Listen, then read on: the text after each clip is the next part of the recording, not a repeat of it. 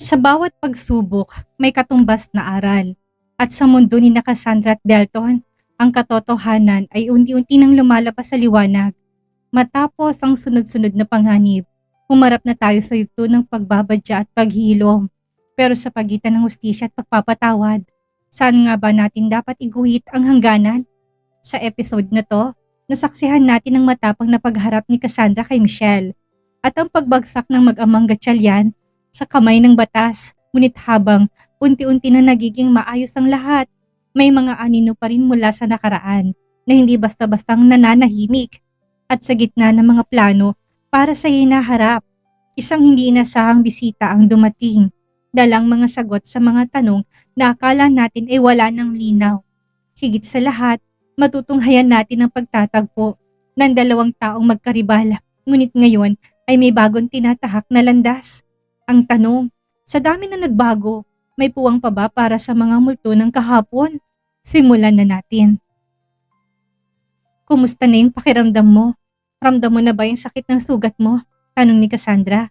Sa ngayon hindi pa, baka may epekto pa rin ng anesthesia. Napatango-tango naman si Cassandra, saka siya nakalinga ng maayos dahil maayos naman ang kalagayan ni Michelle. Bakit mo ginawa yon? Bakit naman hindi? Hindi ka nagdalawang isip na iligtas ang anak ko noong tinarget nila siya. Kasama mo naman si Celine na mangyari yon. Ayaw ko na may mangyari sa inyong dalawa.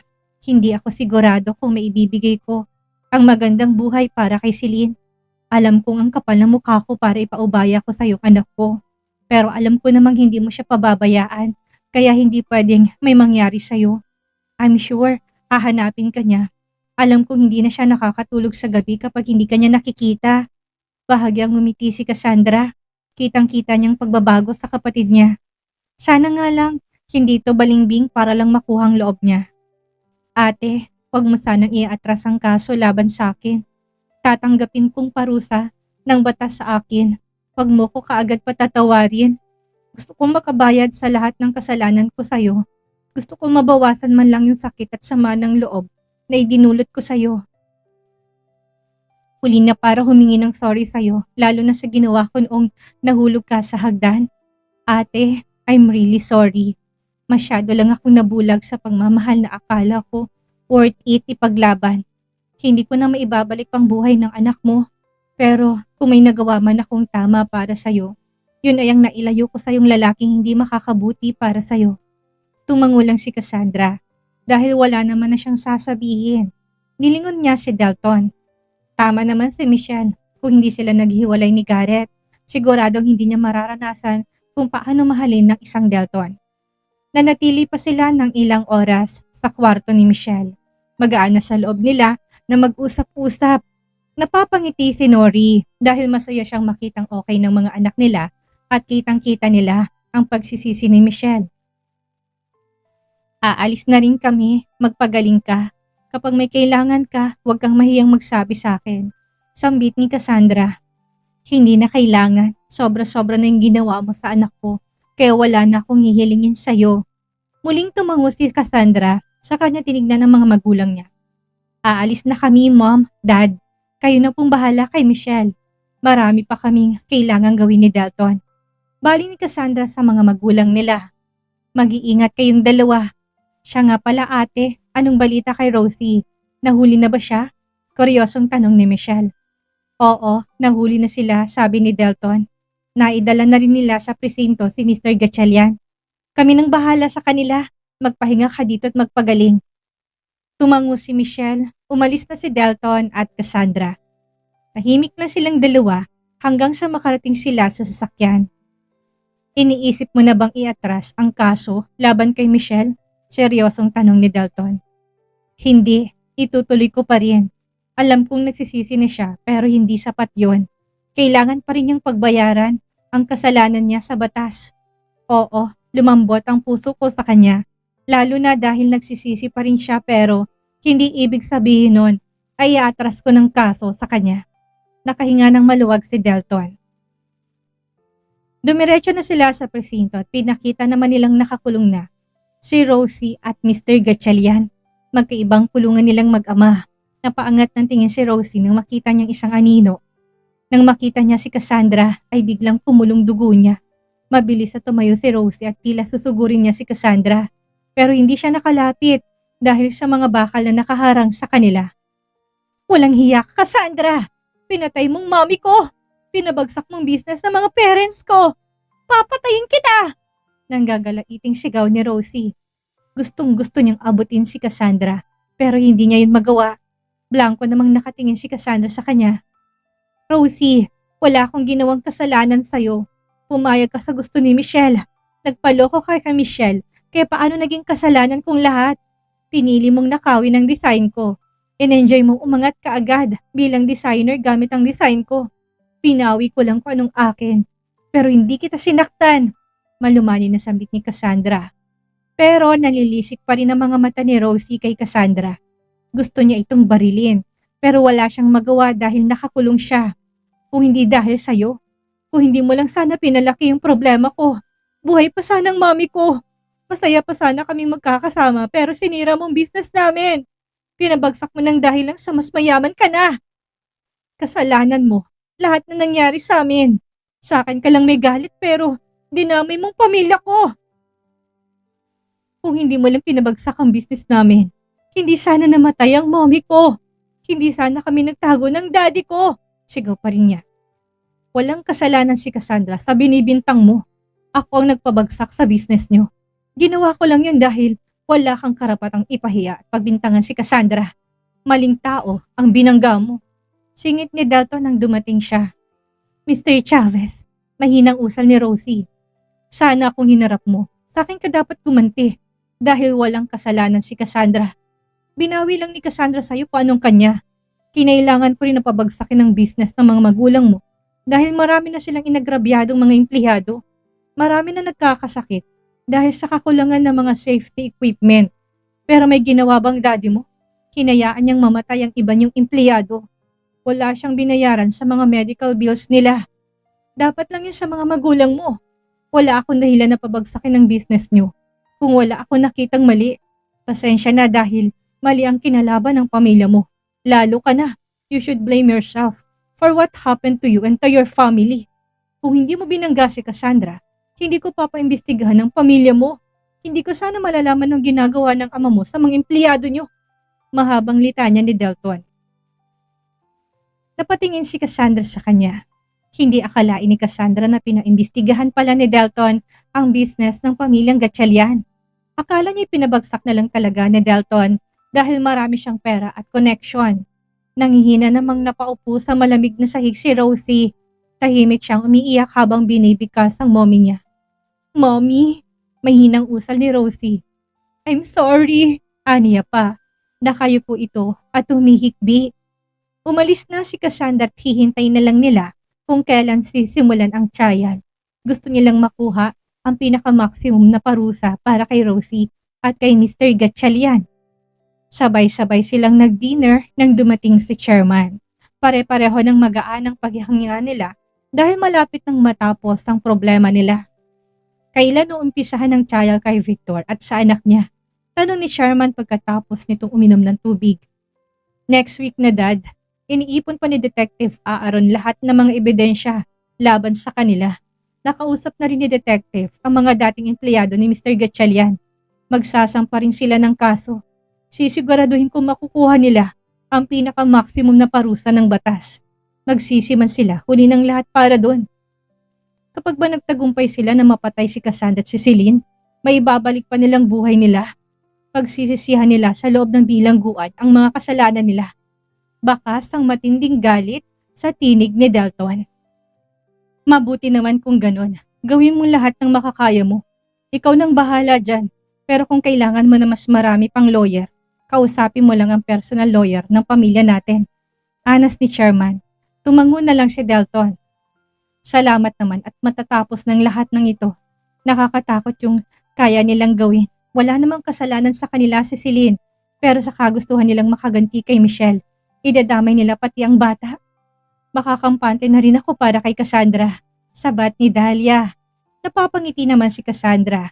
Makakalabas na rin siya nang wala siyang iniisip na posibleng maglalagay na naman sa panganib ang buhay niya. Ano na nga palang plano mo, Cassandra? Aalis ka na ba ng mansyon? Kung gusto mo, pwede namang dito ka na lang. Baling ni Anton kay Cassandra.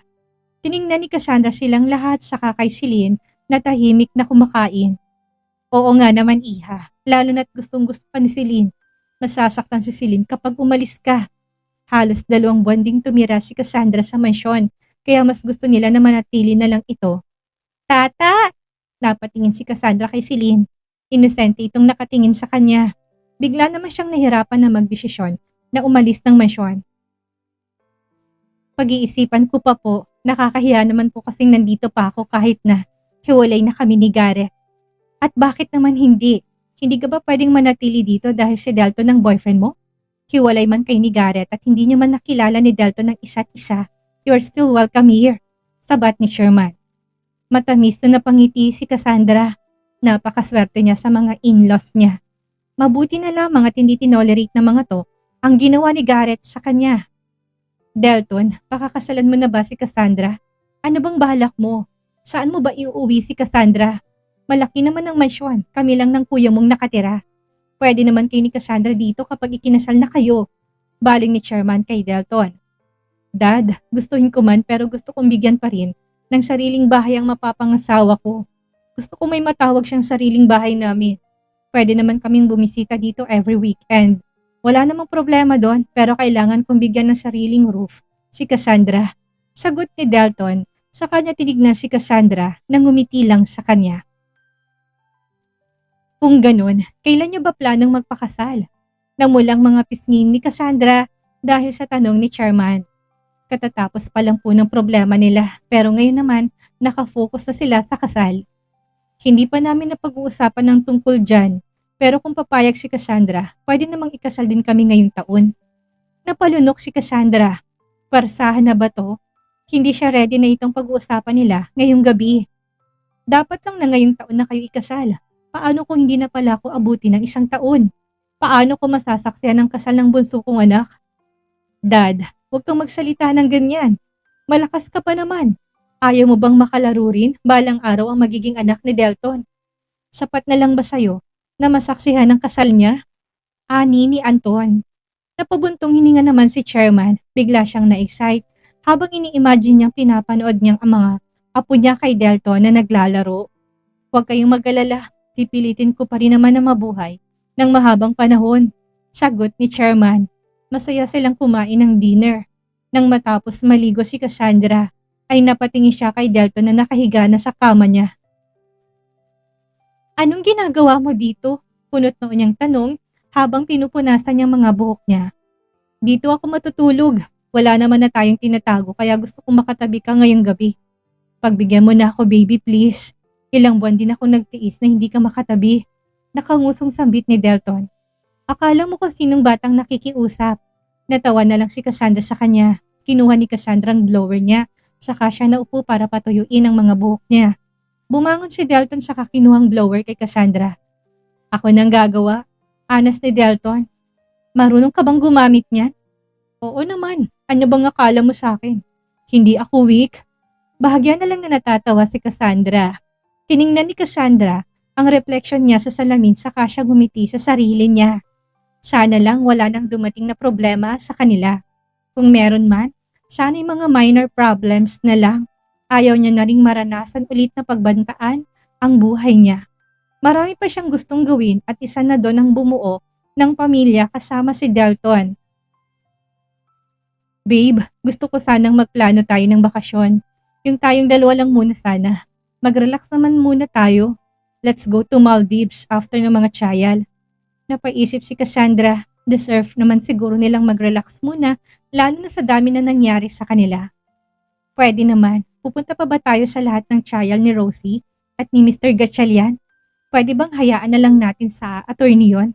I'm sure naman na gagawin niyang lahat para makuha natin ang maximum na parusa para sa kanila. Tinignan ni Cassandra si Delton sa salamin. Nakafocus naman to sa pagbo-blower ng buhok niya.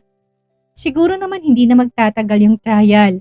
Kung marami naman silang hawak na ebidensya laban sa kanila, magiging mabilis na lang siguro yung paghatol sa kanila. Gusto ko makasiguro na makukulong sila. I want to see their face. Napatingin na rin si Delton sa kanya sa salamin. Tumango na lang si Delton Sabik na siyang makasama si Cassandra dahil ilang buwan din na puro problema na lang ang iniisip nila. Siguro naman makakapaghintay pa siya, lalo na't ipapakulong na lang nilang mga salarin. Paalis na sana ng mansyon si Cassandra at Delton nang biglang dumating si Yasmin. Yasmin, pusal ni Cassandra nang makita niya ito. Ngumiti naman si Yasmin. Pasensya na kung personal ko na kayong pinuntahan dito. Magpapaalam na rin kasi ako. Pauwi na ako ngayong araw ng New York. Alam kong busy na kayo mamaya kaya maaga na ako nagpunta dito. Muntik pa yata akong mali dahil mukhang paalis na kayo. Maupo ka. Hindi naman kami nagmamadaling umalis. Halika, ani ni Cassandra. Naupo naman si Yasmin. Kumain ka na ba? Baka gusto mong kumain. O magmeryenda. Umiling si Yasmin. Hindi ako kumakain ng breakfast pero thank you. Cassandra, sasabihin ko lang naman na uuwi na ako kaya ako nagpunta dito. Pasensya na rin kung muntik ko pang masirang relasyon yung dalawa. Napakalambing ng boses ni Yasmin. Kahit na sinong lalaki mahuhumaling sa kanya, lalo na't maganda rin ito. Blanco namang nakatingin si Delton sa kanya dahil kahit na sino pang babaeng iharap nila kay Delton, iisang babae lang ang titignan niya at walang iba yon kung hindi si Cassandra. Okay lang naman, wala ka namang alam tungkol sa amin. Kasalanan din naman namin kung bakit pumunta ka pa dito. Inilihim namin sa pamilya ni Delton ang tungkol sa aming dalawa. Hindi naman ito mangyayari kung alam ni Chairman ang tungkol sa amin. You have a beautiful heart, Cassandra. Bonus na lang yata sa'yo yung pagiging maganda mo Ngayon alam ko na kung bakit baliw na baliw sa'yo si Delton.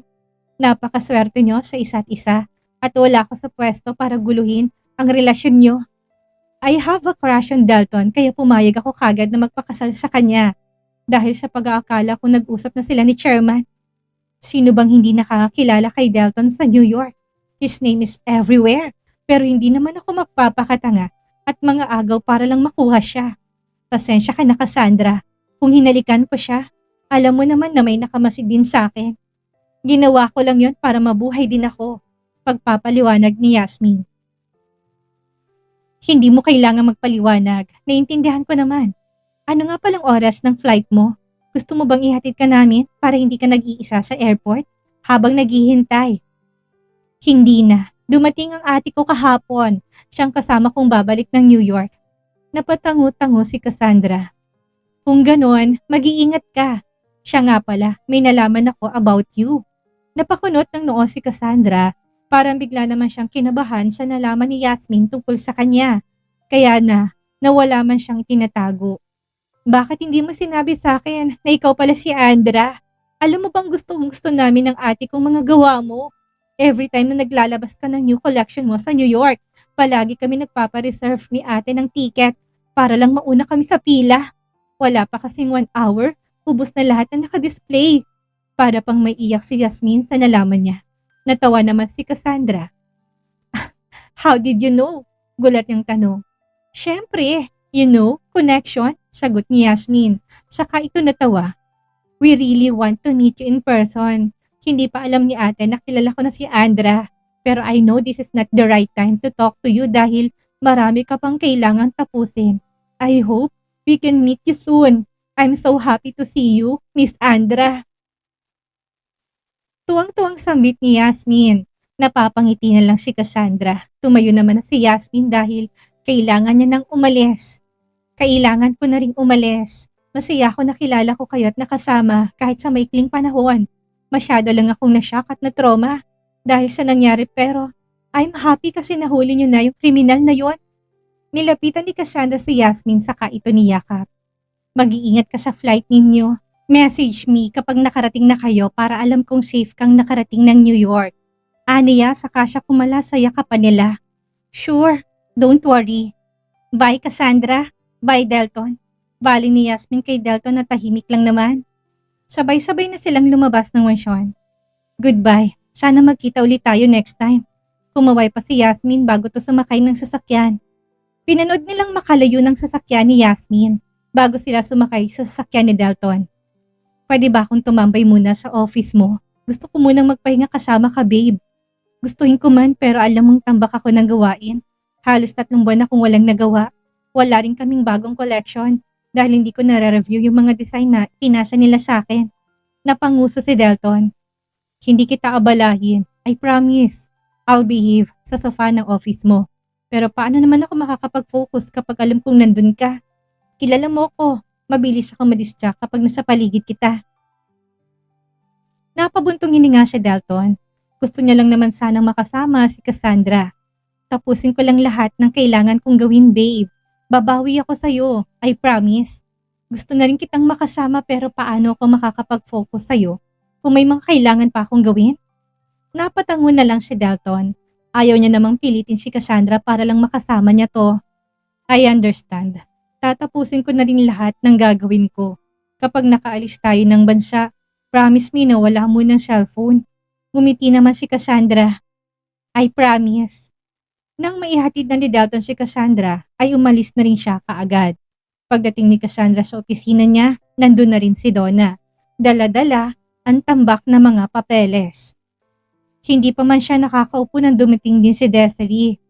Ito yung mga designs ng mga designer natin. I-review mo na lang para masimulan din yung production. Kinuha ni Cassandra ang mga papeles saka yung nilagay sa lamesa niya.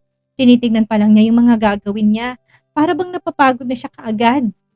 Yung report for the last 3 months, nagawa mo na ba? Tanong ni Cassandra sa sekretary niya. Yes, ma'am. Ipiprint ko na lang pagkatapos, ibibigay ko na sa'yo. Napatango si Cassandra. Tinuunan ni Cassandra ang atensyon niya sa mga gagawin niya. Lumabas naman ang secretary niya para gawin na rin ang mga inuutos ni Cassandra. Lahat ng binibigay sa kanya ay binasa niya yon. Pinirmahan niya na rin ang mga kailangan niyang pirmahan. Hindi man niya matapos sa maghapon na natambak niyang gawain. Ang mahalaga ay mabawasan yon. Come in, anas niya na may kumatok sa pintuan niya. Nanatiling nakatingin sa mga papeles ang mga mata niya. Hindi ka pa ba kakain? Naagaw ang atensyon ni Cassandra nang marinig niya ang boses ni Garrett. May mga dala akong pagkain. Kanina ko pa kasi napapansin na hindi ka pa lumalabas ng opisina mo. Are you busy? Nakikita mo naman siguro sa dami ng mga papeles sa lamesa ko. Sarkastikong sagot ni Cassandra. Napapakamot na lang sa batok si Garrett. Nang makita ni Cassandra ang oras ay bahagya rin siyang nagulat. Hindi niya malang napansin na mag-aalas 2 na pala ng hapon. Hindi naman kasi siya nakaramdam ng gutom kaya hindi niya natiningnan pa ang oras. Kumain na tayong dalawa. Pwede mo namang ituloy yan pagkatapos kumain. Wika ni Garrett.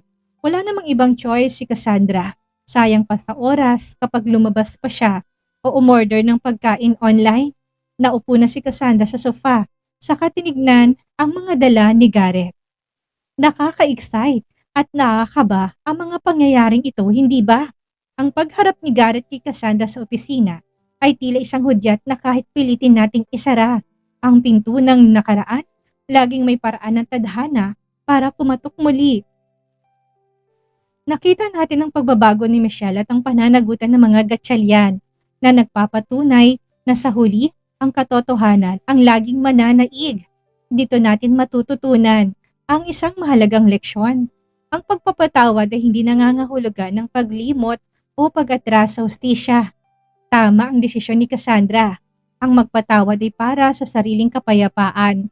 Pero ang pagpapanagot sa batas ay para sa katarungan at aral na dapat matutunan ng iba. At sa usapin naman ng pag-ibig, nakita natin ang matatag na paninindigan ni Dalton. Pinapaalala nito sa atin na ang tunay na pagmamahal ay hindi naghahanap ng dahilan para makapanakit o hindi nagbibigay ng seguridad at kapanatagan.